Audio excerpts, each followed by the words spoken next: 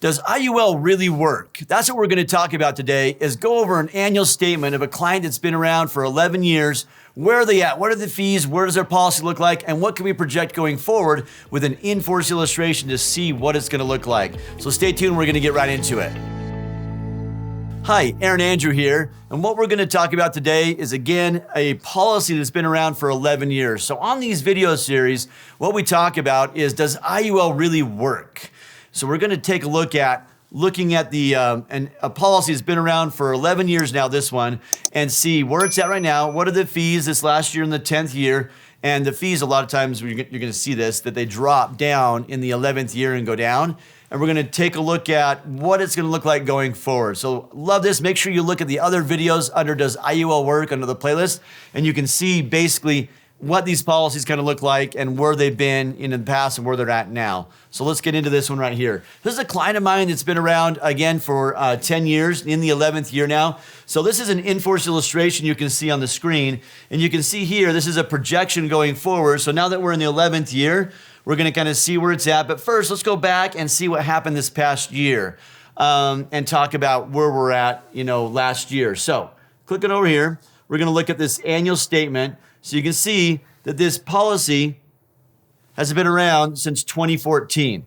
So since 2014 is how long this policy's been around. This reporting period is from 2023 to 2024, February to February. So again, 1 year statements is what an IUL usually has, on it. He was 54 years old when he bought it. It was a male, 54, preferred plus non-tobacco in this policy. So what we're going to see here is where the cash value was, where the accumulation value was, which is his, cash inside the policy last year. So we can see here it was $267,000.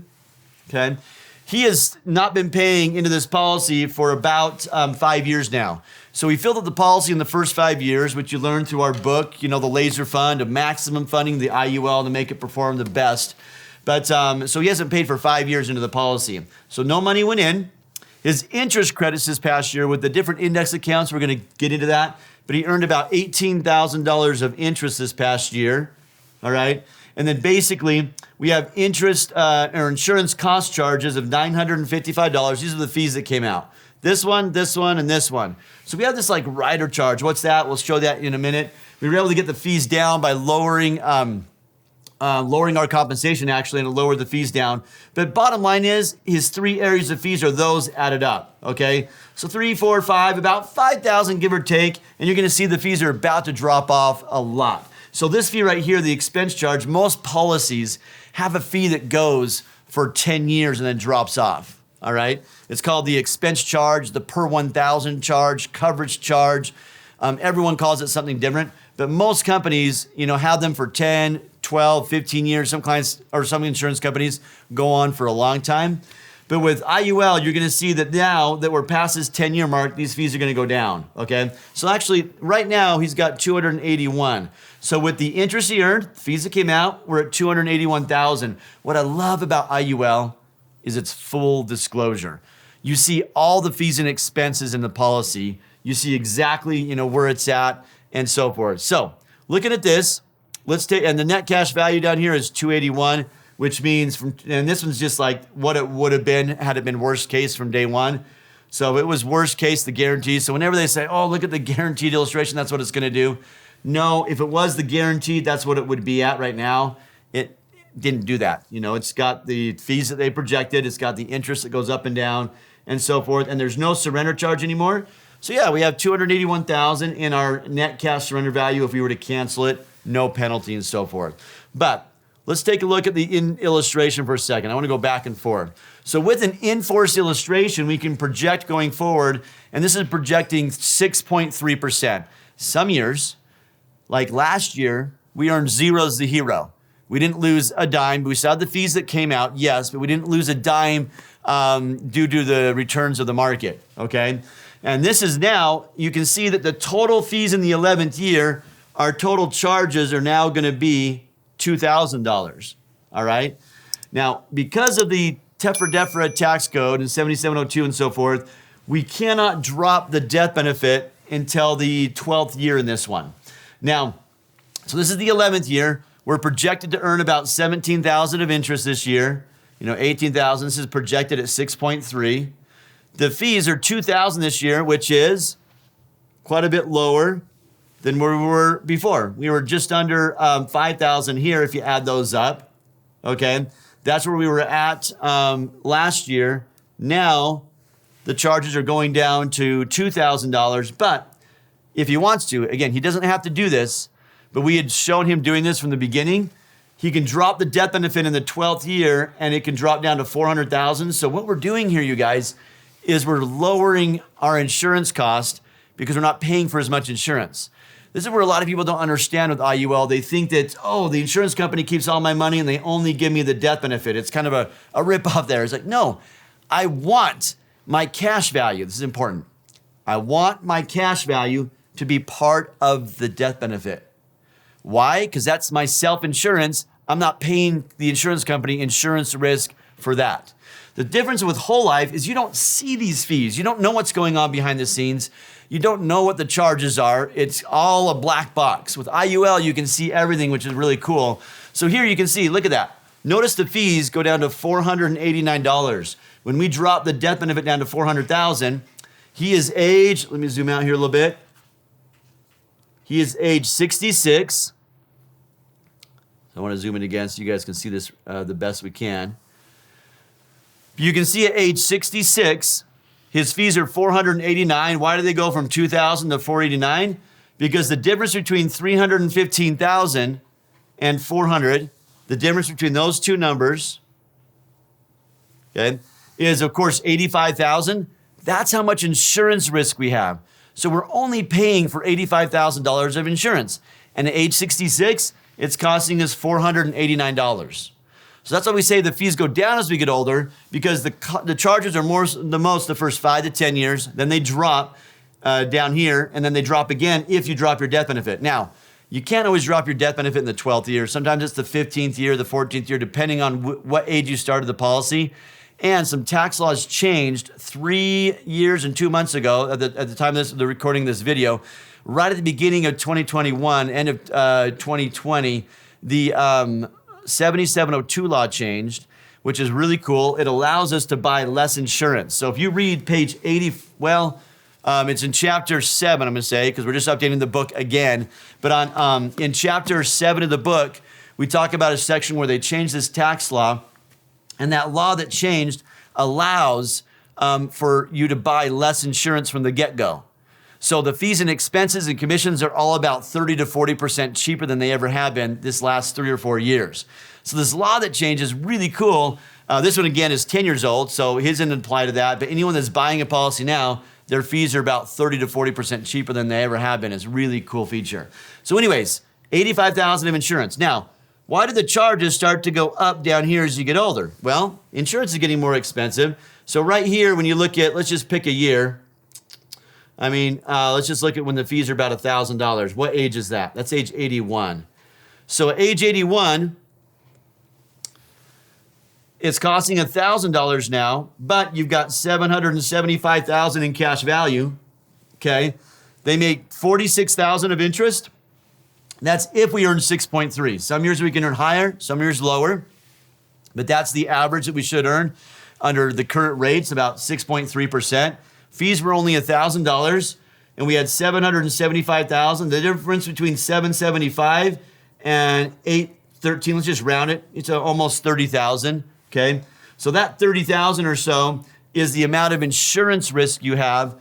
And at age 81, it's costing $1,000. It's really cool to kind of understand how this works. Now, if we scroll down here, you'll notice that the fees kind of peak around 91, but look down here, the part that I'm highlighting right now. Right there, the fees go down to $90. Why?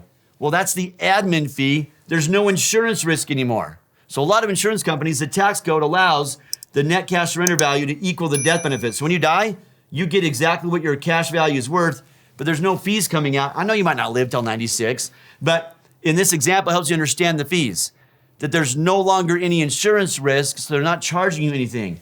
You're making over here, if we earn 6%, we're making about $110,000 tax-free, pretty cool, and no fees, $90 coming out. There's no insurance risk, so there's no fees coming out.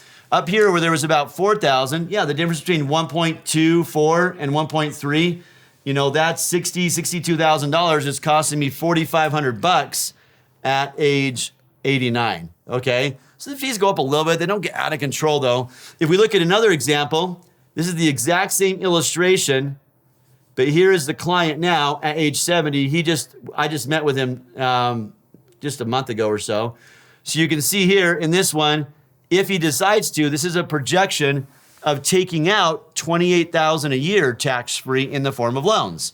So again, the whole point of using an IUL for also supplemental retirement income is to not only have this great death benefit that transfers to your family, and it's kind of great that, you know, this age when he drops the death benefit, he might not need the insurance. That's why we might do it, because he might not need the insurance as much at this point, okay, in retirement. So we drop the death benefit, lower fees, we start to borrow out $28,000 a year tax-free. And the cool thing is we're borrowing at 5% in this policy under the index loan. You can take a fixed loan, but we took an index loan where we borrow at 5% in this policy while my cash value continues to earn whatever the returns are. So one other thing to look at, some of the returns, which is kind of cool, we can just look at them right here, is some of the accounts he's in historically show about 10.5, 10.25. So right here, let's zoom into these a little bit. These index accounts the company has show historical about 10, 10. You know, last year was only about 5, and then 0 the year before, and then 9, 8, 24. This one shows 16 and 19, 27, zeros. So zero's the hero, but this is kind of what the policy, you know, historically has been earning in these accounts. Some of the other accounts are lower, like you've got some over here at 6, 6.87. This is the index. This is what you get with the index strategy. So it's kind of cool. Every company, you can look at these data points, but let's go back and see what he earned this past year.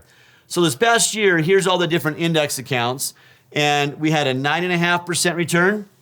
So we had some of his money, about 50% of it in this account, the S&P, that had a 9.5% cap, okay? So we earned about $12,000 of interest.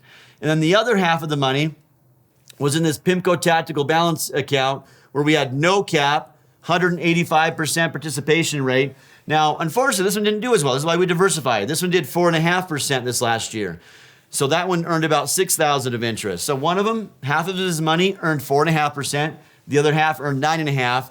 And other clients we had in these other accounts, some clients earned as high as like 25% in this NASDAQ monthly sum strategy. Okay, or this S&P monthly sum strategy of 13%.